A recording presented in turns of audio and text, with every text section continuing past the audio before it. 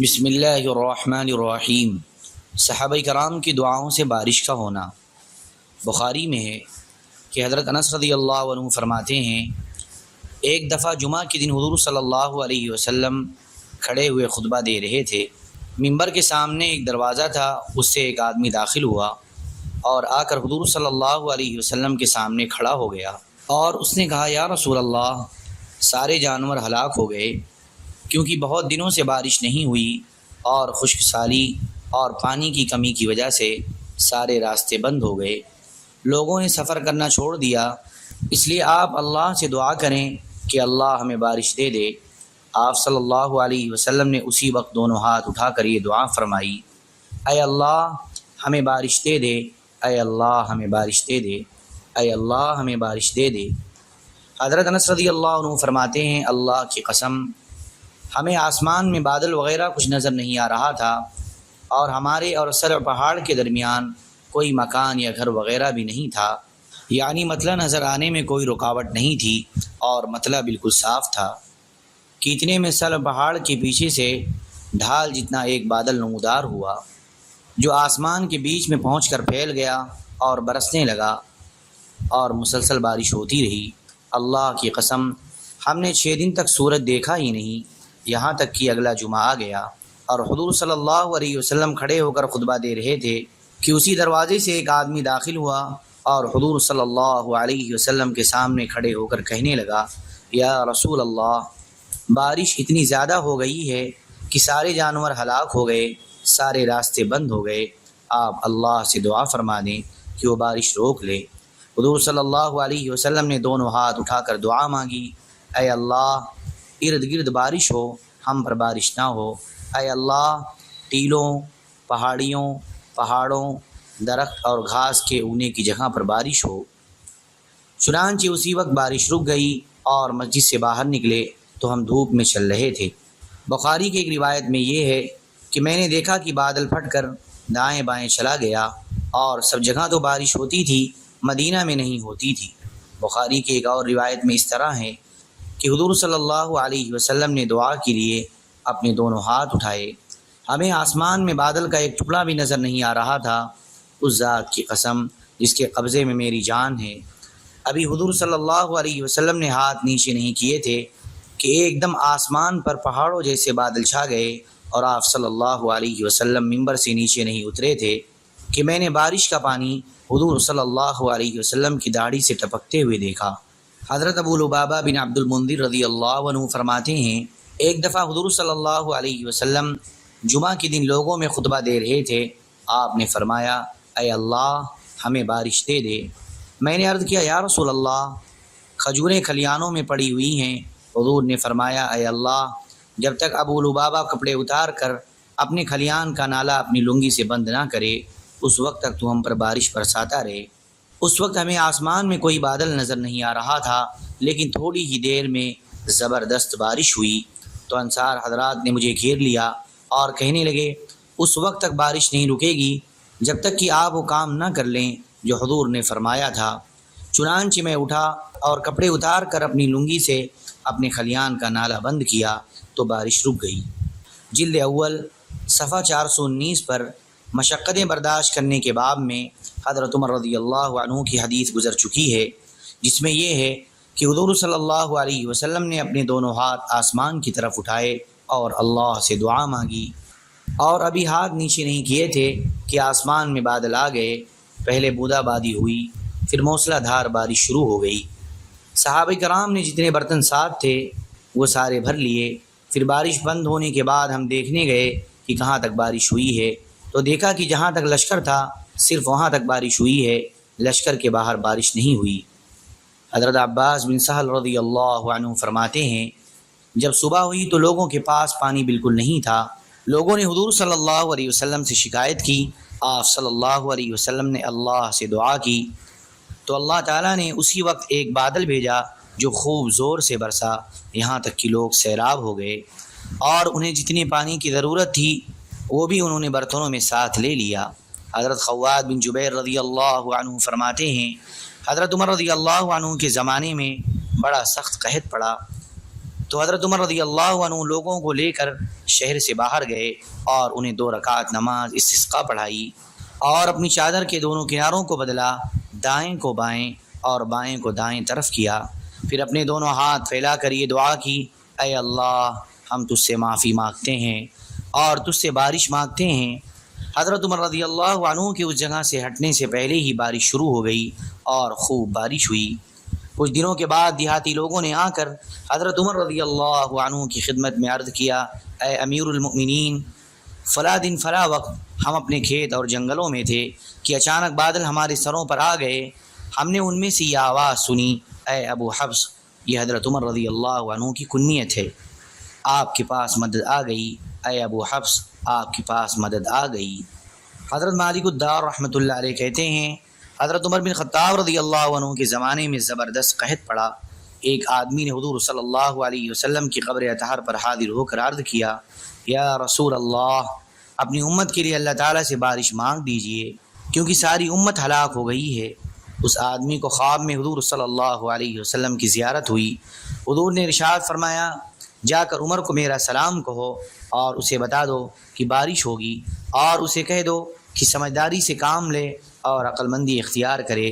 اس آدمی نے آ کر حضرت عمر رضی اللہ عنہ کو سارا واقعہ سنایا۔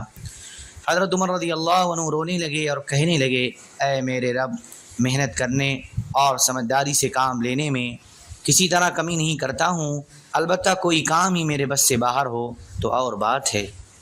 حضرت عبد الرحمن بن کعب بن مالک رحمۃ اللہ علیہ کہتے ہیں، مدینہ منورہ اور اس کے آس پاس کی بستیوں میں ایک عرصے تک بارش بند رہی، جس سے کھانے کی تمام چیزیں ختم ہو گئیں اور سارے علاقے میں زبردست قحط پھیل گیا۔ لوگ بھوک سے مرنے لگے۔ اس قحط کا نام قحط الرمادہ پڑ گیا۔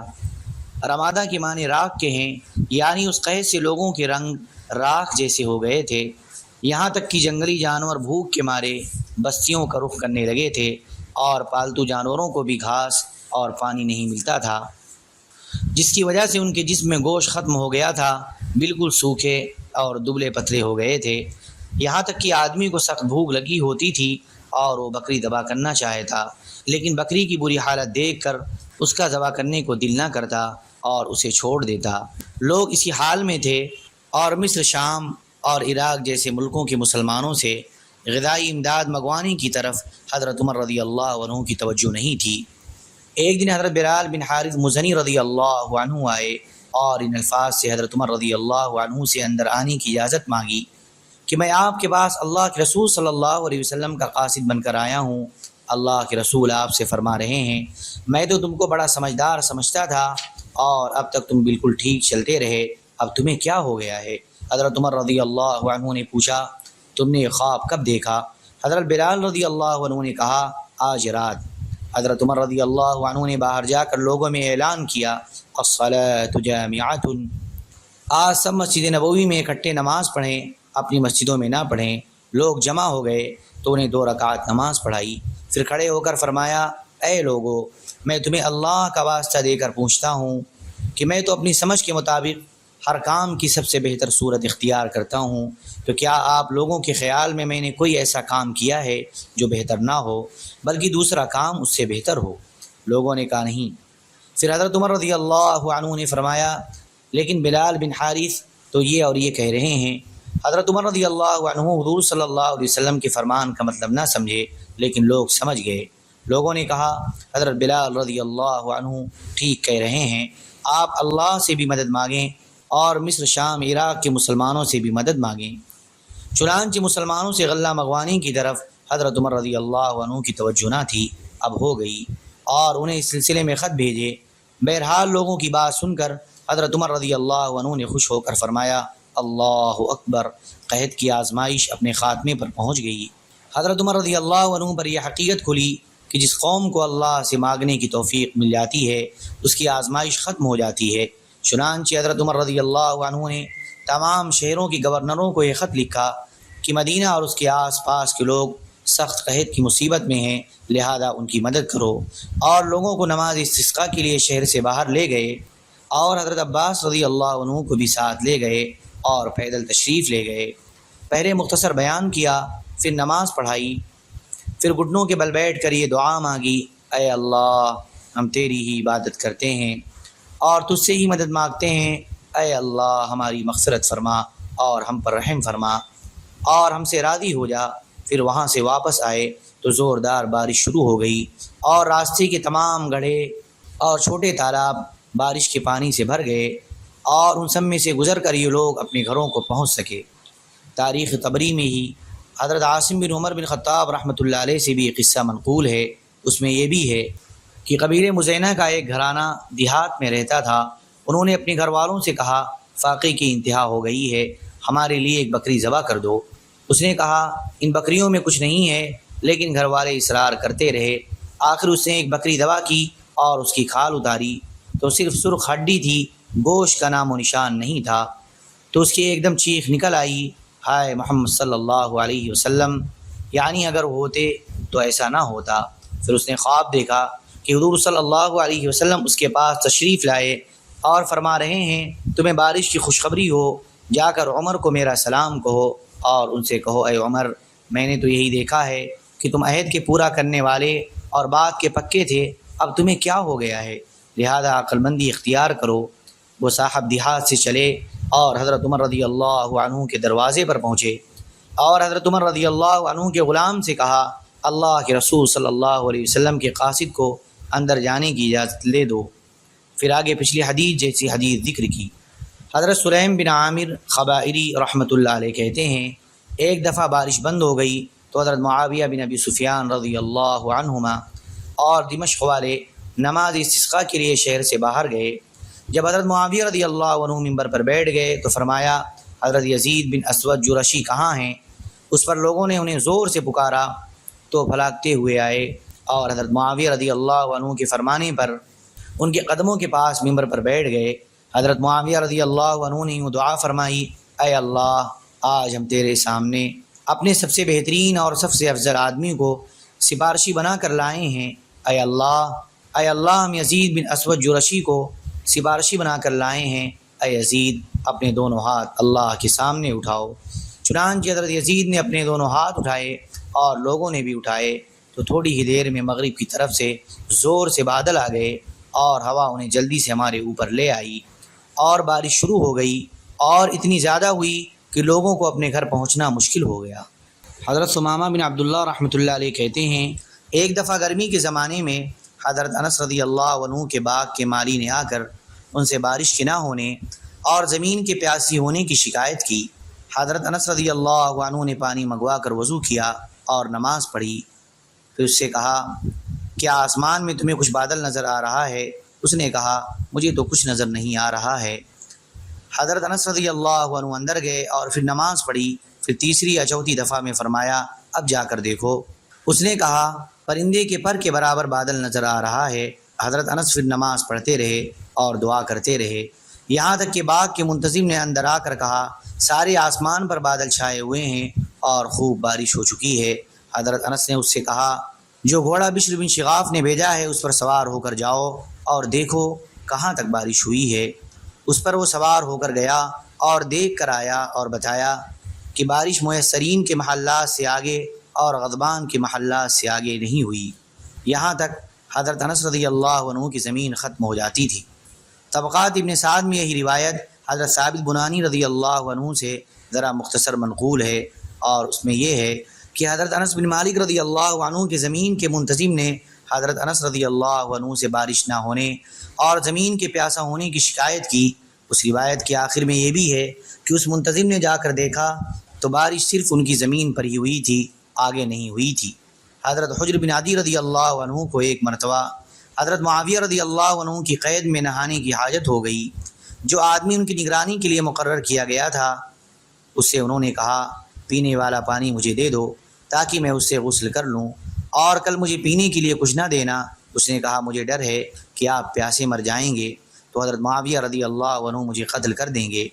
انہوں نے اللہ سے پانی کے لیے دعا مانگی، فوراً ایک بادل آیا جس سے بارش برسنے لگی۔ انہوں نے اپنی ضرورت کے مطابق اس میں سے پانی لیا۔ پھر ان کے ساتھیوں نے ان سے کہا آپ اللہ سے دعا کریں کہ وہ ہمیں قید سے خلاصی دے۔ انہوں نے یہ دعا کیا اے اللہ جو ہمارے لیے خیر ہو اسے مقدر فرما، قید سے خلاصی یا شہادت۔ چنانچہ انہیں اور ان کے ساتھیوں میں سے ایک جماعت کو شہید کر دیا گیا۔ حضرت حسن رحمۃ اللہ علیہ کہتے ہیں انصار کے ایک قبیلے کو حضور صلی اللہ علیہ وسلم کی یہ دعا حاصل تھی کہ جب بھی ان میں سے کوئی مرے گا تو اس کی قبر پر بادل آ کر ضرور برسے گا۔ ایک دفعہ اس قبیلے کے ایک آزاد کردہ غلام کا انتقال ہوا تو مسلمانوں نے کہا آج ہم حضور صلی اللہ علیہ وسلم کے اس فرمان کو بھی دیکھ لیں گے کہ قوم کا آزاد کردہ غلام قوم والوں میں سے ہی شمار ہوتا ہے۔ چنانچہ جب اس غلام کو دفن کیا گیا تو ایک بادل آ کر اس کی قبر پر برسا۔ آسمان سے آنے والے ڈول کے ذریعے پانی۔ حضرت عثمان بن قاسم کہتے ہیں حضرت ام ایمن رضی اللہ عنہا نے ہجرت کی تو روحہ سے پہلے ہی منصرف مقام پر انہیں شام ہو گئی۔ یہ روزے سے تھیں اور ان کے پاس پانی بھی نہیں تھا اور پیاس کے مارے برا حال تھا، تو آسمان سے سفید رسی سے بدھا ہوا پانی کا ایک ڈول آیا۔ حضرت ام ایمن رضی اللہ عنہا نے وہ ڈول لے کر اس میں سے خوب پانی پیا یہاں تک کہ اچھی طرح سیراب ہو گئیں۔ وہ فرمایا کرتی تھیں اس کے بعد مجھے کبھی پیاس نہیں لگی، حالانکہ میں سخت گرمیوں میں روزہ رکھا کرتی تھی تاکہ مجھے پیاس لگے، لیکن پھر بھی پیاس نہیں لگتی تھی۔ اللهم صل على سيدنا وحبيبنا ومحبوبنا ومولانا محمد وبارك وسلم. سبحان ربك رب العزة عما يصفون وسلام على المرسلين والحمد لله رب العالمين.